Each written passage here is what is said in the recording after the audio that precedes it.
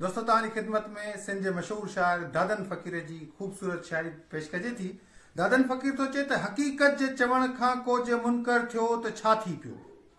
हक़ीक़त जे चवण खां को जे मुनकर थियो त छा थी पियो। सही वञिबो जे आदिल बि सितमगर थियो त छा थी पियो।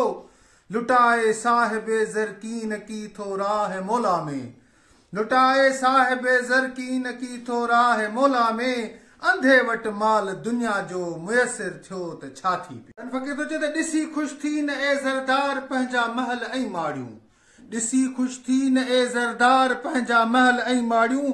अगरि दरिया वहंदड़ जे मथां घर थियो त छा थी पियो। खपे थी आदमीअ खे पहिरियां इख़लाक़ जी दौलत, खपे थी आदमीअ खे पहिरियां इख़लाक़ जी दौलत। कंजर लाहौर जो केॾो बि तवंगर थियो त छा थी पियो। हक़ीक़त जे चवण खां को जे मुनकर थियो त छा थी पियो।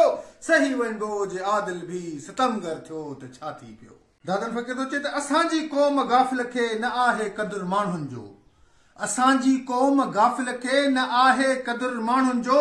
कमीणो वोट कूड़े ते जे मेंबर थियो त छा थी पियो। ऐं ये दादन आ हुकूमत मुस्तक़िल अल्लाह अकबर जी, ए दादन आ हुकूमत मुस्तक़िल अल्लाह अकबर जी। हिते को थोरे अरसे लाइ अफ़सर थियो त छा थी पियो। हक़ीक़त जे चवण खां को जे मुनकर थियो त छा थी पियो। सही वञिबो जे आदिल बि सितमगर थियो त छा थी पियो। तव्हांजी तमामु घणी महिरबानी।